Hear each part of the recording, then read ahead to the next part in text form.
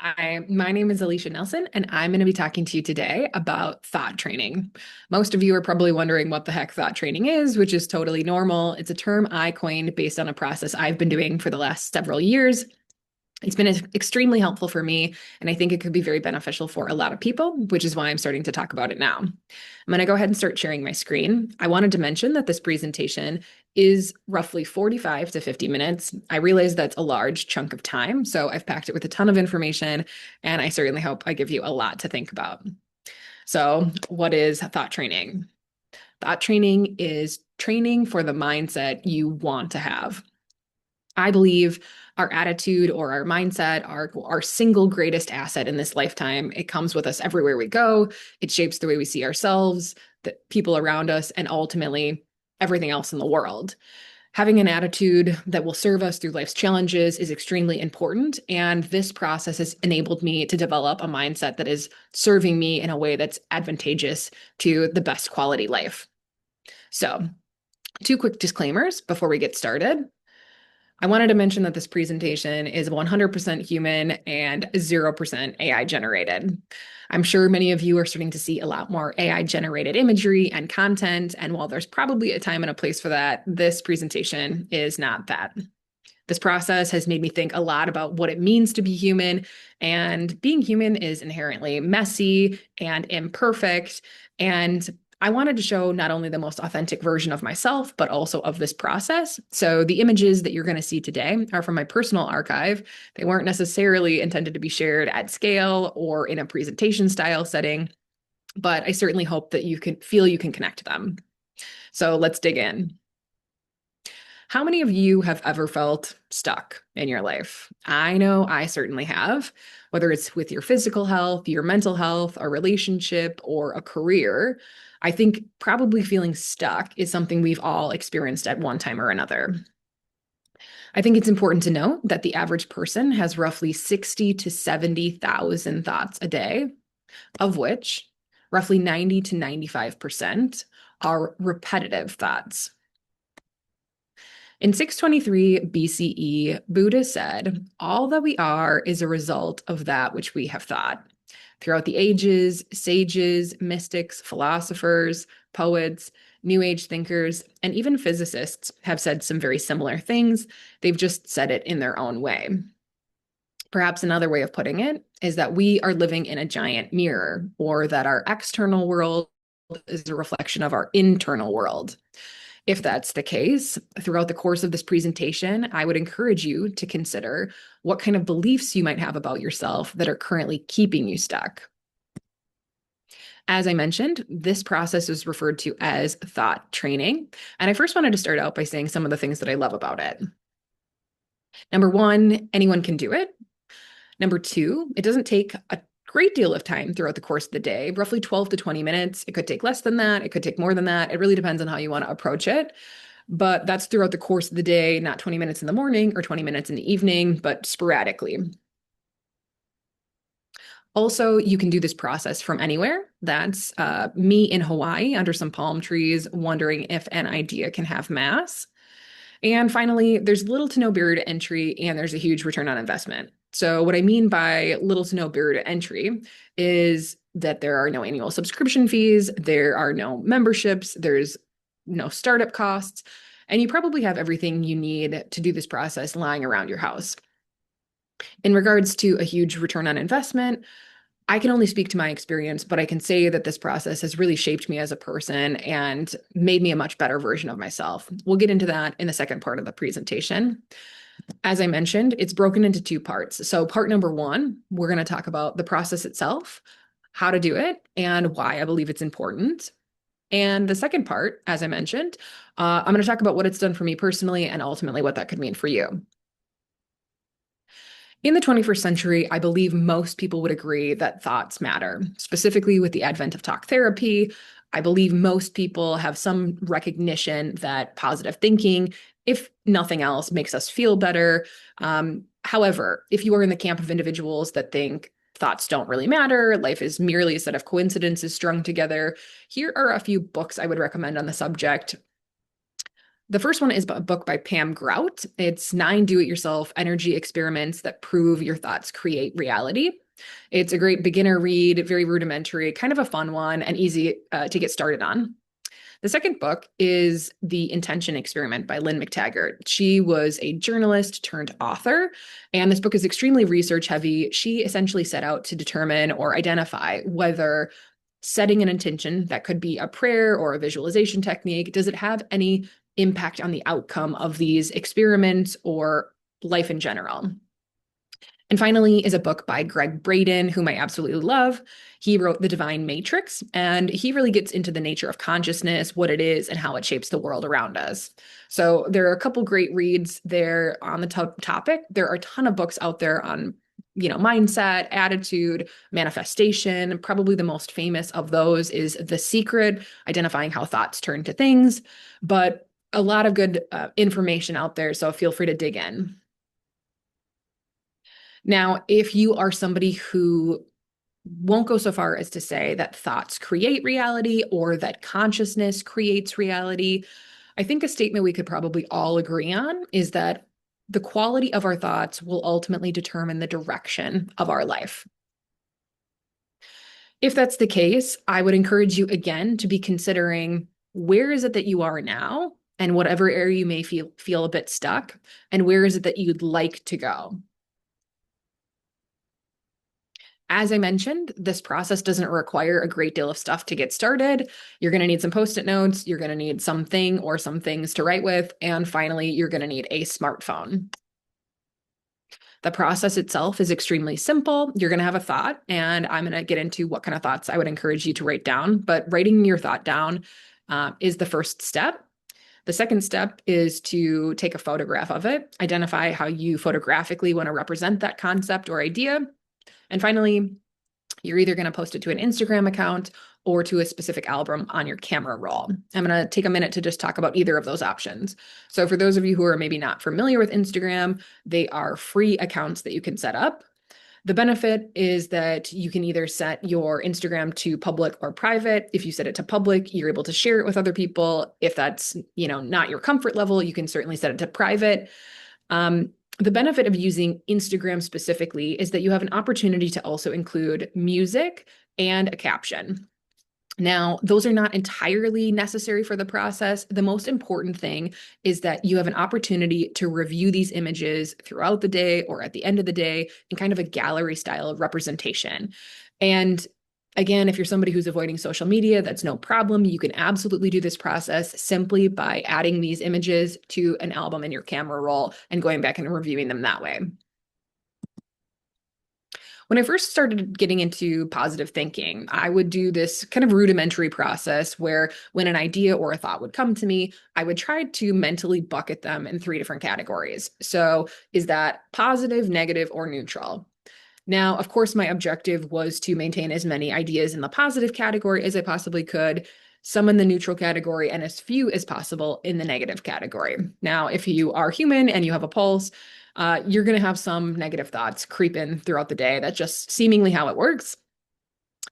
And when I started doing thought training and writing my ideas down, I really insisted on writing positive ideas down. Of course, that was my goal, was to amplify those positive thoughts, which did make sense. But the issue that I ran into was that sometimes I would be in a bit of a negative mood, having a rough day, and I would write something positive. And maybe that did a little something to move the needle, maybe move me in the right direction a little bit, but it didn't necessarily feel very genuine. And if you know anything about manifestation, they say that it's not only the thought, it's the thought plus this idea of a genuine emotion. Done long enough, you hold this belief and you feel what it would feel to have that manifest in your life. If you do that enough, it turns into a belief, and that's when things manifest. And I was trying to identify, how can I capture my most authentic moments? Because if you know anything about manifestation, also, there is frequency associated with every thought. So sadness, grief, despair are down here. Boredom, contentment are in the middle. Above that, and at higher frequencies, are going to be love, appreciation, joy, and so on. But even above that is authenticity. So I try to identify what are my most authentic moments and also my most positive. And I realized when I feel inspired and empowered, those fit both of those. So I started writing down both my most inspired and empowered moments. Now, we probably all are familiar with those moments or sparks of inspiration. It's actually pronounced afflitus. And I would say that my moments of inspiration tend to fall in three different categories. So I'm inspired by this, I'm inspired to remember this, or I feel I need this type of inspiration. So when I say inspired by this, that's definitely those moments of afflitus, those divine inspirations that come to me, just those great ideas. But it could also be a movie quote. It could be a clever song lyric. It could be something I overhear or a symbol I want to remember, which gets into the next category, something I want to remember. I watch a lot of documentaries. I read a lot. And oftentimes I'll want to remember a specific fact. I won't know necessarily why I feel compelled to remember such a thing, but I'm inspired to remember it for some reason or another. And finally, I feel like I need this inspiration. So sometimes when I am having a negative day, I'll identify maybe what category of my life it pertains to, specifically a relationship or maybe career. And I'll often look up a quote in context of that. I'll write it down, photograph it, and that will serve as part of my inspiration for the day.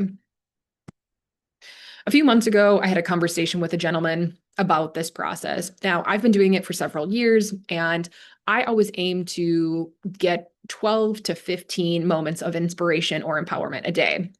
When I mentioned that number, he said that seemed like quite a lot. Again, I've been doing it for a long time, and I feel it seems very tangible. But I wanted to provide some examples of what moments of inspiration feel like to me. You might find that you have more moments of inspiration every day than you might think. So on Wednesdays, I help with my nephews. They are little bitty. They're about 1.5 and 3.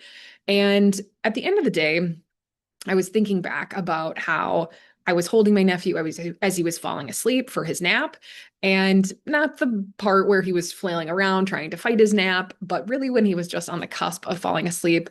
And it's so sweet and such a loving moment. And I know that these moments are really not going to last very long. They grow up so quickly. And I was really inspired by that moment. So I quickly just wrote that down, holding Alex while he falls asleep.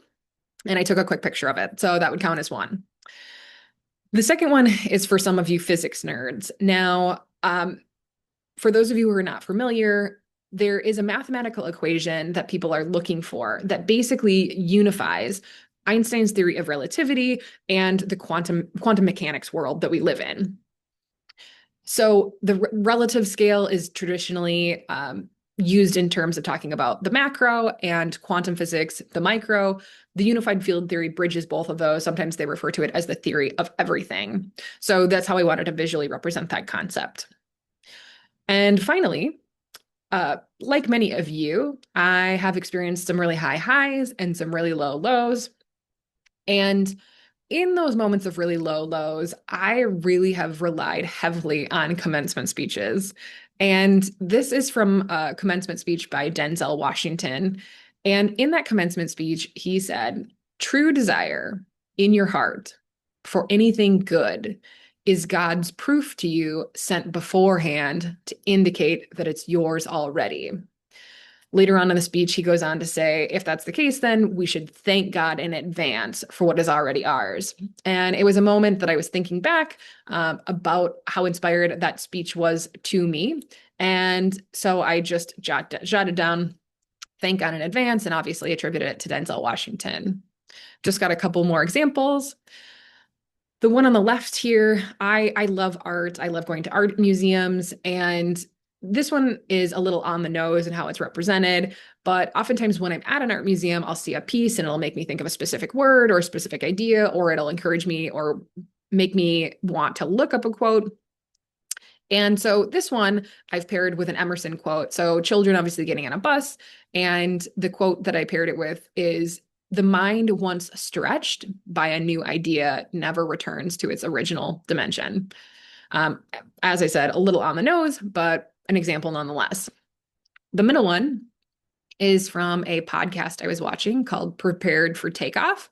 And he interviewed a woman named Giselle, and she was talking about confidence and mentioned that she had looked up the Latin root for the word confidence. And con means with, and fidence means faith. So proceeding with confidence would essentially be proceeding with faith. And I thought that was interesting, and I wanted to remember that. So that's the second example. And finally, for those of you who are not familiar with The Pit, it's an absolutely wonderful show. It's about an ER in Pittsburgh. And in this particular example, Catherine Lanassa plays Dana, who is the charge nurse in the ER. And on this particular episode, a patient came in and unfortunately had been sexually assaulted. Dana was in the process of administering this rape kit test and collecting evidence. And at some point, the patient gets a little unsure about whether or not she wants to go through with the rest of this process. I'm just getting, a little agitated. And in a moment where she tries to calm her down, and really in a beautiful moment of like humanity on a really horrible experience and day, Dana turns to this patient and said, "Hey, this will not define you, okay?" And it wasn't just the way the words were scripted, and it wasn't just the way the characters played these pieces or these roles, and it wasn't just the way that it was presented photographically or cinematically. It was really the combination of all of those things, but it really inspired me. And I wanted the softness of that exchange to be represented in the softness of how I presented this quote. So those are a few examples of inspired thoughts. Now, empowerment. I wanted to talk briefly about what empowerment means to me. I would say empowerment is the best version of honesty. And we'll get into where that is. Of course, we have all been in a situation, we find ourselves somewhere where we do not want to be. And we can vent, we can say all the things we hate about it.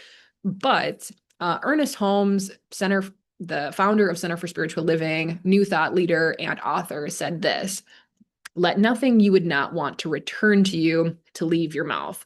Now, in today's modern society, that's a little bit more challenging than, or maybe in general, it's challenging.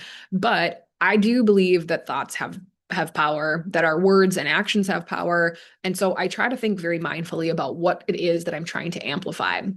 So I wanted to give an example. Again, maybe you've been in a situation and or a situation or relationship specifically where you feel you've been with this person a long time, it's soured, they don't really respect you, they don't value you, and you could focus on those things, but traditionally focusing on those things is not going to bring about the change that you're hoping for. So in that situation, I would say that the statement, "We need a change," recognition of where you are and where you want to go. That's really powerful. So that would be a better, more empowered statement than "this person doesn't listen to me, they don't respect me," so on and so forth. So we need a change that feels a little bit lighter, feels a little bit more empowered. And even lighter than that, perhaps, is change is inevitable. Maybe you've come to this conclusion in your head that staying in this relationship or this mental this exchange that you have traditionally of friction between you two is not going to last forever. Recognition that requires some kind of a change, whether it is just an attitude or getting out of the relationship altogether. But I would say even, again, stronger than the previous one is this one: change is inevitable. So the two components I would say that are required in an empowered thought are that it's authentic and that it's positive. And I would say that specifically with empowered thoughts, a lot of times we find ourselves in these situations that we don't necessarily want to be in. So authenticity and honesty in identifying, okay, this is where I'm at, but also pointing yourself in the right direction of what kind of change you want to see. I wanted to provide a couple examples of empowered thoughts. So similar to many of you, I would imagine, I have been kind of frustrated and angry about what I'm seeing in the news. And I know that comes from a loving place. And I also know that the frequencies of anger and frustration are not very helpful. And so I was trying to reframe, how is it that I can focus on what I want, and how can I make that how can I redirect essentially? And so this thought came to me, justice is loving. And so that's really how I'm affixing my focus is on the fact that I want justice and that is really loving. The second one, I'm not sure entirely if this was something I was writing to myself or to somebody else, but nonetheless, what you stood for doesn't have to be what you stand for. I think in a world where oftentimes people are wrapped up in labels or we feel like, we've done this for the longest time, we have to continue on this path.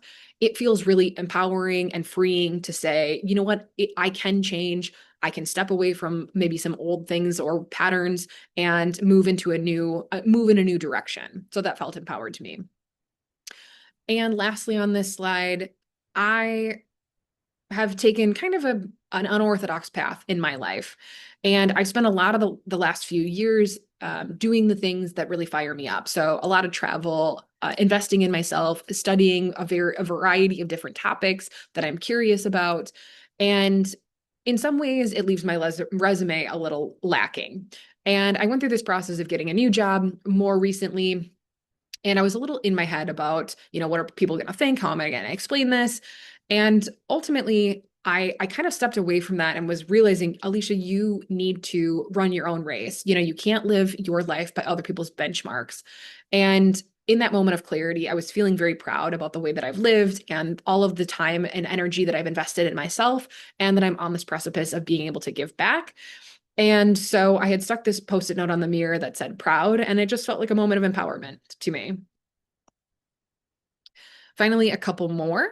I was thinking about how I want to contribute, and talking about this process is definitely a large portion of that. So this thought came to me, you know what? My voice is important. And in a world of 8 billion people, I think oftentimes we feel like just one more. But in actuality, our thoughts, our voice, our actions are very important. And we don't always see the ripple effect. But in this moment, just a reminder that my voice was important, felt empowered. As I mentioned, this second one, I've invested a lot in myself, and I might not have a lot of material to show for it. That said, I was in this moment of empowerment, and I was like, you know what? I have a ton of potential, and that felt very empowered to me. And lastly, I have made the decision to get into public speaking because I feel so passionate about this process, what it's done for me, what it could do for other people. And I was at the gym recently, and I resisted group fitness for a very long time. I thought, no, thank you. That is not for me. I have since been going to Orange Theory Fitness for several years, and every class is different. And so you never really know what to expect. But I have developed this attitude that I'm going to go in. I'm not sure what I'm going to face in terms of a challenge, but I'm going to give it my best effort, and I'm going to be proud of the effort I put in. And I was thinking back about how challenging that getting into that gym was for me at the beginning.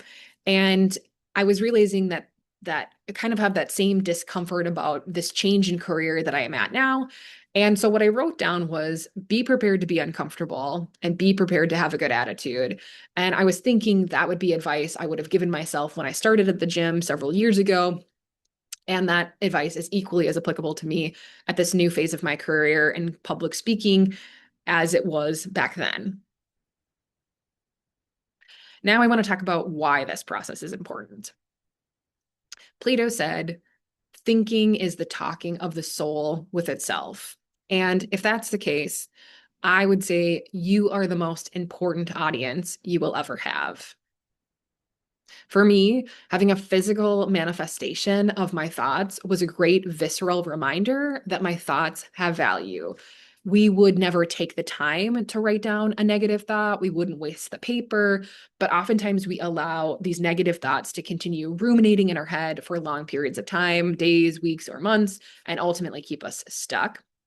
So the idea is not necessarily to make a quantum leap from totally negative to totally positive on a specific subject overnight, but allow us to escape some of those negative feedback loops one thought at a time. Secondly, neuroplasticity. This is probably one of the biggest things and most important aspects of this process. It's been proven that as your brain starts to look for more positive things, your brain literally rewires itself to look for more positive things. So that's why I'm referring to this as thought training. Again, it's a process. We train for everything else that we want to accomplish in life, whether it's a marathon or a career change. And basically looking at this process as a development tool to help retrain your brain. Also, it's been shown that roughly 7 out of 10 Americans are stuck in a perpetual state of fight or flight. Now, that's not good for your mental health. It's certainly not good for your nervous system. I would say that being in fight or flight and being in a state of inspired creation are simply incompatible. So, of course, in a moment of panic, you could probably come up with one positive idea, scrawl it on a piece of paper, and take a photograph of it. But that's not what I'm talking about. I am talking about having really an inspired idea, identifying how do you want to represent that from a written perspective and also a photographic perspective. And if that gets you out of fight or flight, even for a few moments at a time, at least it's moving in the right direction. Also, it's been shown that writing is better than typing for cognition and retention. Also, I'm quite a visual learner, and synthesizing my ideas into kind of a 3x3 square and visually trying to remember what that post-it note looked like has been a very helpful tool for me in recalling the information that I want to remember. Also, you choose your own curriculum. So I'm really passionate about this process. My interests may not be the same as your interests. I have studied consciousness and near-death experiences and art and symbolism and physics and a lot of different things, but those things might not be up your alley, and that's totally fine. You might be interested in extreme sports and barbecue and blues music. And so the process will be the same, but what inspires you, what feels authentic to you in those moments of empowerment, that's going to be uniquely you. And that's where everybody gets to develop that sense of authenticity. Also, if you're not familiar with the term smart creative, it refers to somebody who uses equal parts of their left and right brain. Traditionally, the left brain is going to be that analytical, like logical side of the brain. And the right side of the brain is the more creative, intuitive side of the brain.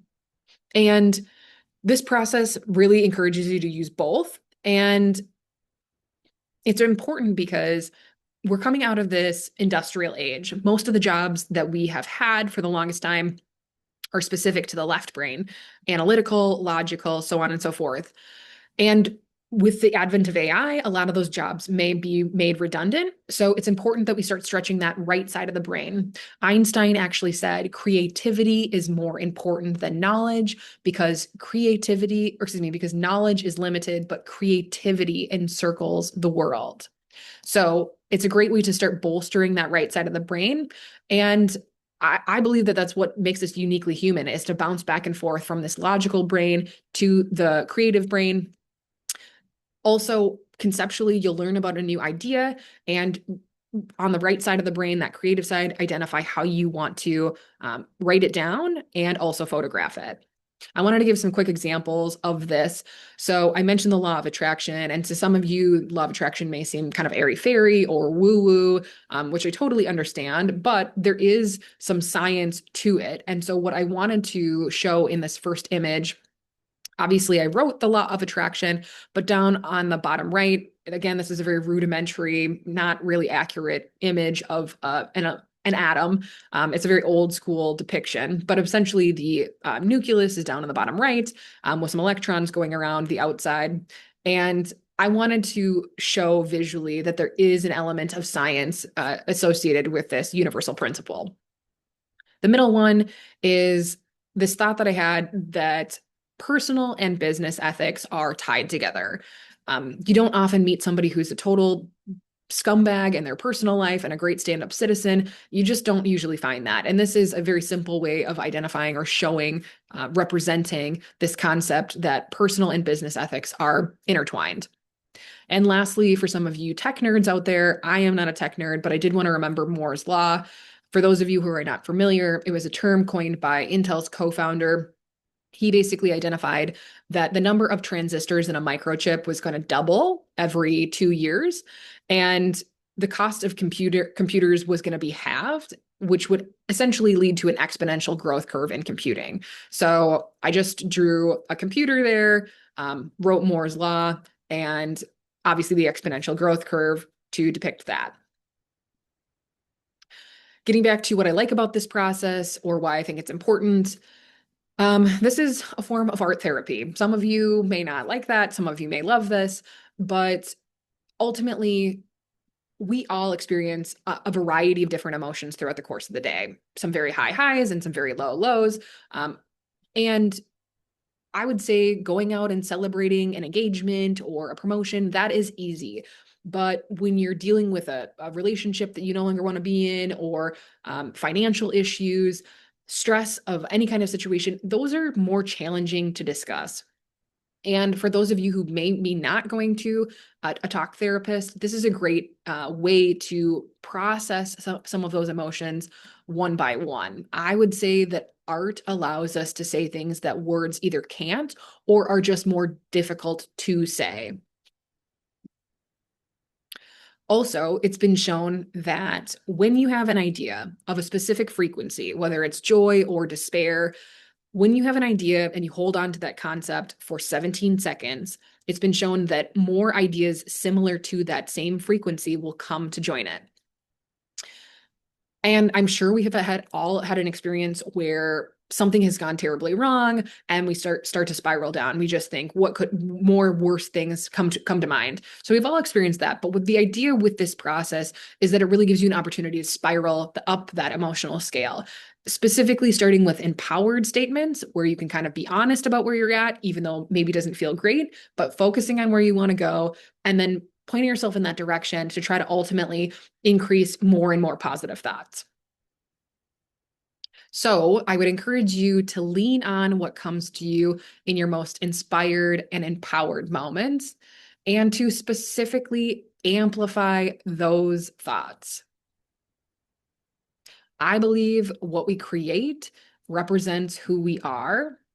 And for me, as I go back throughout the course of the day or at the end of the day and review my thoughts, my most inspired and empowered moments, of course, you get in a process of doing a little analysis, identifying specific themes or patterns, ideas, and maybe some colors, maybe, elements that are consistent in the top right or the bottom left. You're starting to notice some symmetries, and some analysis is somewhat helpful, but more than anything, results are what I'm looking for, is really improving my positive thinking.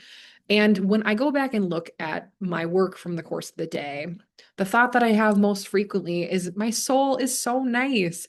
And I just have to say there's so few things in this world that don't cost very much time, that don't require a ton of time, don't cost a lot of money, that provide that kind of outcome.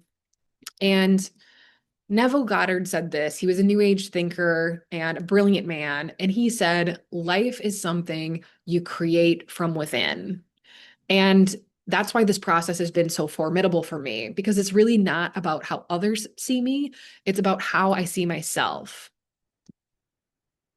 I wanted to talk finally about what this process has done for me.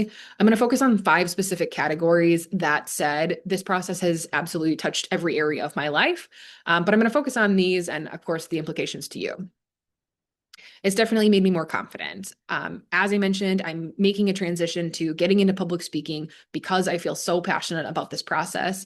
But public speaking did not necessarily come easily to me. I joined Toastmasters about a year and a half, 2 years ago, and it still makes me a bit nervous. But I feel that this process is that important, and I'm just the mouthpiece for it.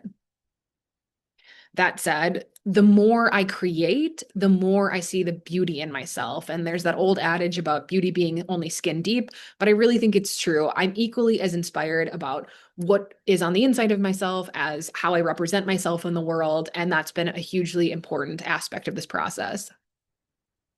I wanted to give a little insight into how it started and how it's going to kind of show you how much more confident I've become. When I first started this process, I was working for a tech startup in San Francisco, And because everyone was working remotely, I was finding it a little challenging to build some connection and rapport with my colleagues and also get them to trust me. I was tasked with identifying a sales and marketing strategy for the small to medium sized business unit. And I'd been studying a lot of different business principles. And I thought, if I can just synthesize some of these business principles and lay them out in a way that, strings these ideas together, maybe they'll get on board and kind of trust the direction that I'm going.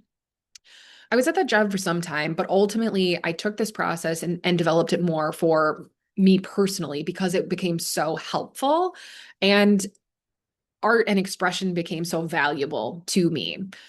So the first year, I was not in any of my photos at all whatsoever. There was really, if you came across this Instagram account, you wouldn't necessarily know it was tied to me in any way.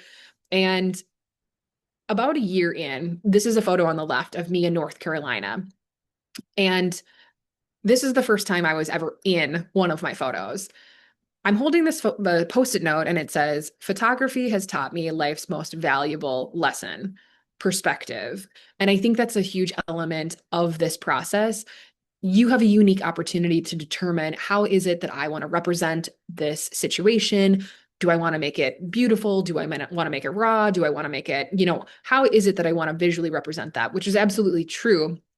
But I remember thinking at the time, I was holding this Post-it note out, and I remember thinking, oh my gosh, what if somebody recognizes this blue sweater and they realize this is my account? They'll know how I think. They'll know how I talk to myself. That would be so embarrassing.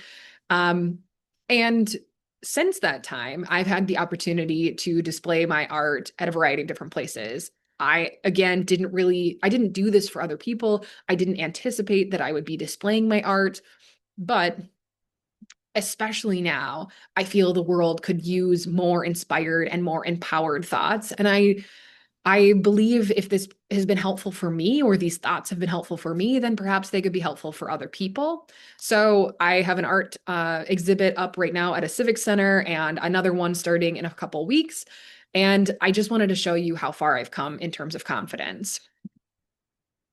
This process has definitely made me more authentic as well. It's really made me think about what my values are and how I want to represent those and where I want to stand on specific issues. I think that we specifically in the West have really been bred to be consumers. And while I like going out to a nice dinner or buying something that represents me, I have to say that this process has really showed me the value and the joy in the creation aspect. I think we need both, but for most of us, again, in the West, we've been led to believe that our value is based primarily on how much we can consume and accumulate and all of the material goods that we have. But really, when I go and look back at what I've created for the day, there's real joy in that. So I think that this process kind of helps tip the scales in that sense as well. Also, this process of creation, review, reflection, it's been so powerful in helping me identify what those values are. As I mentioned, where I want to stand on specific issues, what feels right to me, what feels most authentic. It's not about how other people see me or where they want me to stand or what to do, but really comes from an internal sense of knowing. And that's been really powerful. And of course, as you create, you get to know yourself better on a much deeper level. Matt Kahn has this great quote where he said, we can only know each other, or we can only meet each other as deeply as we've met ourselves. And I think in a world of superficiality and reality TV, that oftentimes people are really up just on the surface. And this enables you to get to know yourself in a deeper way and obviously form connections that have more depth to them as well. Also, as you create, you get to watch your own evolution. That's been a powerful process for me. I've looked back at some of my old artwork and I think, oh, that doesn't really represent me anymore. Or, I've changed so much. And that's been a beautiful aspect of this process. On the right is a quote from Dave Chappelle. He said, the hardest thing to do is to be true to yourself, especially while everybody else is watching. And as I mentioned, my comfort level of being in my photographs has changed pretty drastically. I would say I'm in probably maybe 5%. My face is probably in 5% of my photos. Still, it's primarily of my thoughts, but you would definitely be able to identify that this is my account and it's traceable back to me. based on the fact, again, that I'm in these photos. Not all of them, but this is kind of an intermediary step where I was getting more comfortable being in the frame as well as being exposed to the thought or the idea. And this process has been kind of a combination of being both the artist and the subject. I'm definitely somebody who is more comfortable behind the lens, and this is a great opportunity to determine how do I want to be represented and how do I want to represent myself. The combination of both of those, again, being behind the lens and the subject itself, has been really interesting and a personal development of mine. This process has definitely made me smarter. Um, I used to not read at all, really, and I started out with audiobooks a couple of years ago, and I am an absolutely avid reader all the time.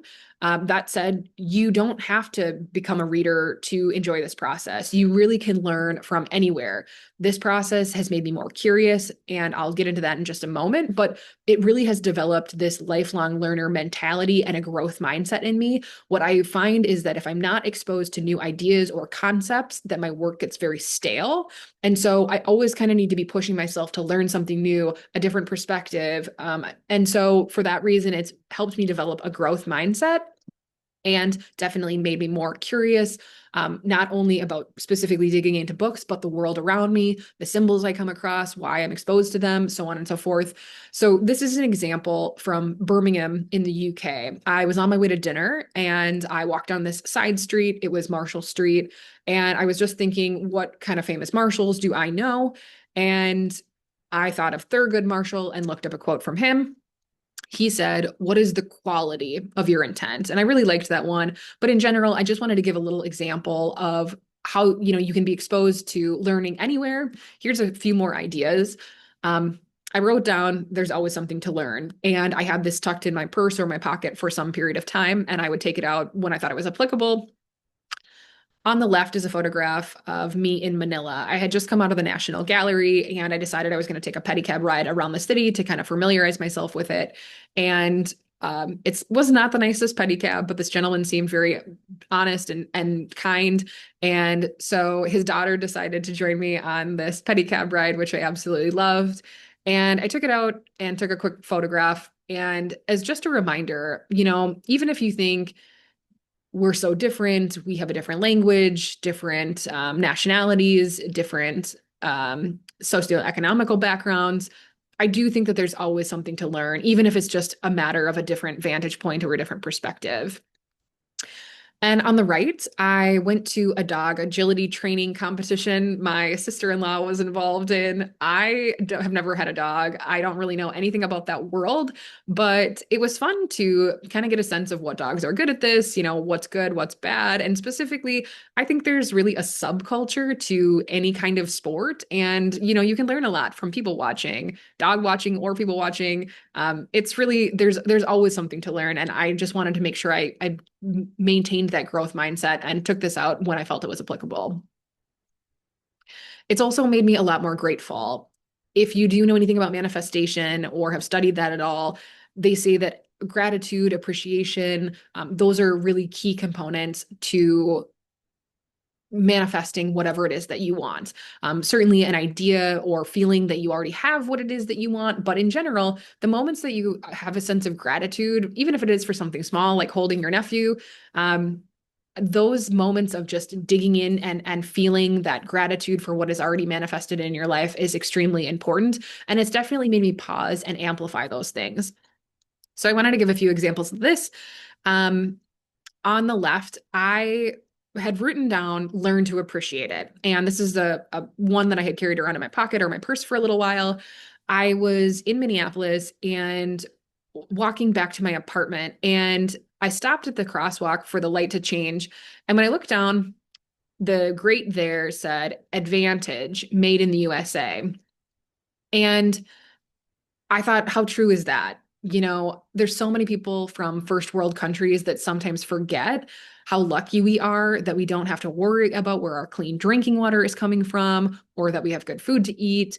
And I just wanted to make sure that I never forgot that. So just learn to appreciate it. On the right is from a photograph. I just wrote appreciate it or, folded it in half. This is from a flight. I was in seat 56C, which is not necessarily the most desirable seat, but I wanted to remember that sense of gratitude for the ability, the time, and the means to travel.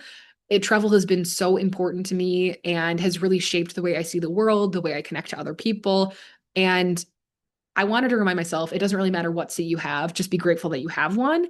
And this is a domestic flight from Honolulu to Seattle, but I was in Georgia in Tbilisi and that in Europe, and I ran into this gentleman who was originally from the Middle East, and he was giving free walking tours for donations. And when we were talking after the tour, he explained to me that his passport really doesn't enable him to go many places at all, and let alone get any kind of a working visa, which is why he was giving these free walking tours for donations. And it just had me again realize how grateful I was that I have the time and the opportunity to travel, but also that I have a passport that enables me to do so, that enables me to get some working visas in other countries, and that I've been very lucky in that sense. Just a couple more. I had written down, "Isn't that nice?" on a post-it, and I was in Switzerland and I just thought, you know what? Their train stations are so clean and they're absolutely on time. And I thought, isn't that nice? The Swiss do not mess with the time. So that was just something to be grateful for. And finally, I pulled a $50 out of my pocket. It was from a winter coat I hadn't worn since last season. And I just thought, isn't that nice? Disposable income. Not everybody has that. So another way to stay in gratitude. And finally, this process has made me a lot more intuitive. Some of you may not be familiar with the term intuitive or intuition or don't really know what it means. I would say another way to put it is the gut instinct. So I'm sure we've all had an experience where we've been thinking about somebody all day and we can't really figure out why. And somebody just pops into our head, and then you ended up calling them and they say, "Oh, that's so funny. I was thinking about you too." Or maybe you call them and they say, "Oh, I've had just a terrible day. I'm so grateful to hear from you." But basically, sometimes something in you, a sense of knowing or a sense of kind of a nudge, so to speak, that kind of moves you in the right direction. I often get this when I feel I'm supposed to go somewhere or do something, maybe go to the grocery store, and I run into somebody I haven't seen for 3 years. But it's that kind of sense of that nudge, not necessarily that to-do list or that should-do list, but specifically when you feel, you have an inkling that you're supposed to do something. As I mentioned, I have listened to a lot of famous commencement speeches. One of probably the most famous is Steve Jobs' commencement speech at Stanford. And in that speech, he talked about how when he was there, he ended up taking a calligraphy course. And at the time, he really had no idea how or why calligraphy would benefit him in the least, but it was something he was compelled to do. He really loved it. He went on to say how that was important in the development of the Mac, obviously typeface and font. And so what he said in context of that was that we're not able to connect the dots looking forward. We're only able to connect the dots looking back. And so I feel in my moments of inspiration or my intuitive moments, when I move to do something or write something down, I don't always know why, but I do it because oftentimes it's in looking back that I can see how these things make sense or that there is a common theme or thread about them. Jay Sock said this. He was a scientist, and he said, "Intuition will tell the thinking mind where to look next." And I have oftentimes found that that is true. For those of you who are maybe not familiar with the term synchronicity, it's a term coined by Carl Jung. Basically, two seemingly disconnected elements in your life have some random connection. And so maybe it's a specific number that keeps appearing, or a specific time that you always look at the clock, or a theme or a word that keeps popping up. But basically, two things that seemingly have no connection seem to be connected for whatever symbolic reason. And Bashar put it this way: synchronicity is space time's way of showing you everything is connected. Now, synchronicity has shown up a lot in my life. As I've leaned into more inspired and empowered moments, I really think that's helped amplify my frequency, but also that will show up and I take note of them, or I feel moved to do something in a specific way or a specific time. And leaning into those intuitive and inspired moments has definitely amplified the synchronicities. So, in conclusion, this process has made me more confident. It's made me more authentic, more, identify and stand firm in what my values are. It's made me more intelligent.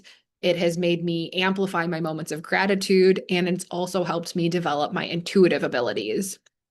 So, I would say that with all of that, if there's an area in your life that you are stuck, if you develop all five of those characteristics, I have a hard time believing that you will maintain an attitude or a sense of stuckness. When you develop all five of those aspects, it's pretty much guaranteed you're going to break loose in some form or fashion. Ultimately, this process has made me a better version of myself.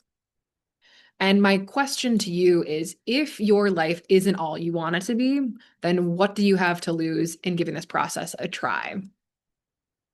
I wanted to invite you to follow along on my Instagrams if that's of interest. My personal one, which is Alicia1024, and my thought Instagram, which is biz4thought, BIZ, the number four thought at Instagram.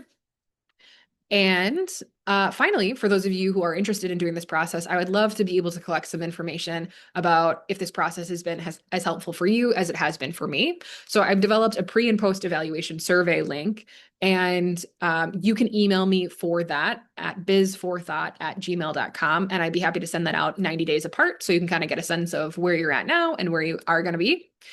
And finally, I would absolutely love it and be very grateful if you would leave me a review on my Talkadot page if you have found this informative or beneficial or interesting in any way, any of the good stuff. I would love if you leave a review on my Talkadot page. Essentially, that informs event planners what kind of feedback and reviews I've received on my keynote, and I would be so grateful. So I'll just leave you with this. Gandhi said, if you want to change the world, change yourself. And I believe we can change ourselves one thought at a time. So thank you again for your time and attention. And I really hope I'm hearing from you soon.